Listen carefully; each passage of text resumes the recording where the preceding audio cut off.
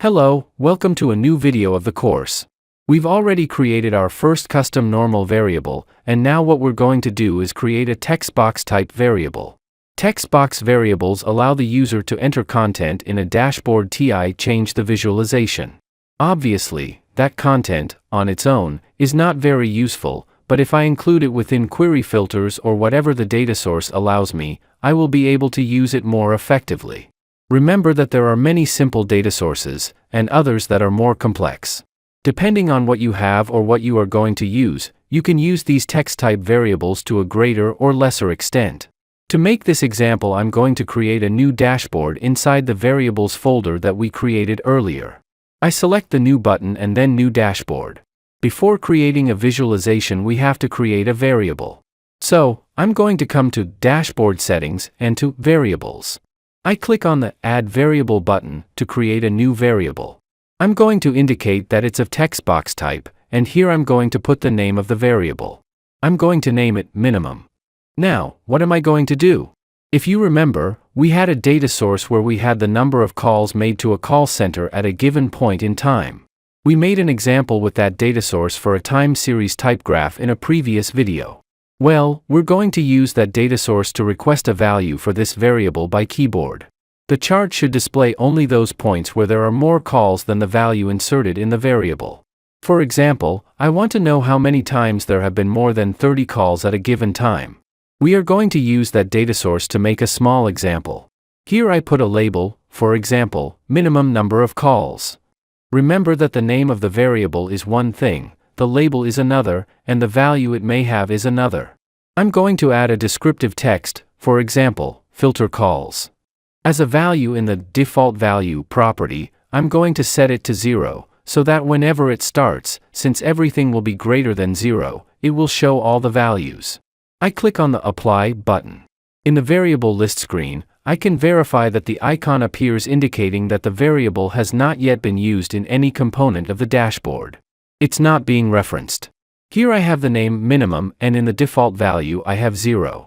I close it and, if you notice, the variable appears on the dashboard screen, in the left upper position. I can write some value, for example, 10, but it doesn't do anything yet, as I don't have associated the variable with any element. I type the value of 0 again so that all the data appears. Now I'm going to select ADD, and I'm going to add a visualization. Here we are going to select the call center data source. The next thing we'll do is paste the URL that I provided you with at the time of doing that practice. I have also included a file with that URL in the resources of this video. If I now do a refresh and go to table view, I should get the calls and time fields. As you can see, the time field is not recognized as a time type. Remember that to solve this problem, we come to parsing options and expand its properties. This allows me to include the mapping of a column to change its type. I click on the Add Columns button. In the selector field I put the time column. Remember that it must be exactly the same, with upper and lower case letters. In the As field write the label that will be displayed as the header, in this case, time. And finally, in the Format field I indicate that it is of type time. Now let's add the mapping for the calls column. In the field selector we write calls, in the As field we also write calls, and in the type we put it as a numeric type column. I refresh the dashboard and then you should now see the Zoom to Data button. Remember that it means the chart has data, but the current time frame doesn't include it. I must click on that button to refresh the time frame and for the data to appear correctly. Let's remember that the file has static time values. If I go into table mode, it shows me the time and the number of calls. The data types must be correct. I turn off table mode.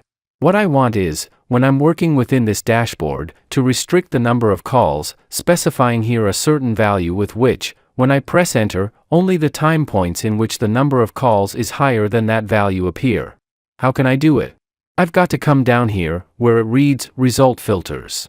Depending on the data source, you can filter or not, or you can have other alternatives to be able to do this kind of conditions. In the case of infinity, it's here. I click on Add Filter button and then I must write the condition I need. In the list of values I select the calls field. In the list of conditional operators I select the greater symbol. You see that here are all the operators that it supports.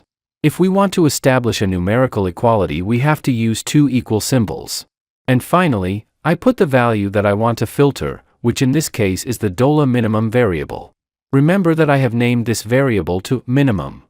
Although I've put a label for it being read nicely, as minimum number of calls, the variable itself is called minimum. Now, what I need to do is refresh the dashboard. Apparently, the refresh shouldn't change anything. Why? Because the number of calls is 0, which was the default value. That is why all the data is visualized. To make an example, I am going to set a value of 10 and click on the refresh button. I can see that the graph has changed and is displaying less data. If I set a value of 30 and press the refresh button, fewer values appear. And if I set a value of 40, for example, no data appears because there is no time point with more than 40 calls.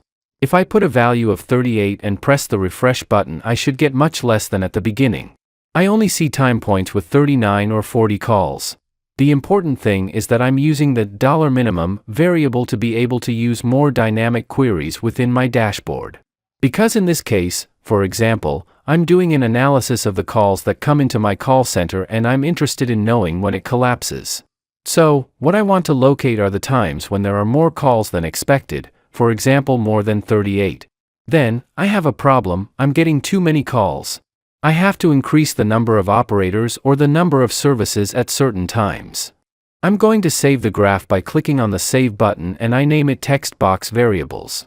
It will be saved in the variables folder where we have created it. I'm going to select Apply button TP Return to the dashboard.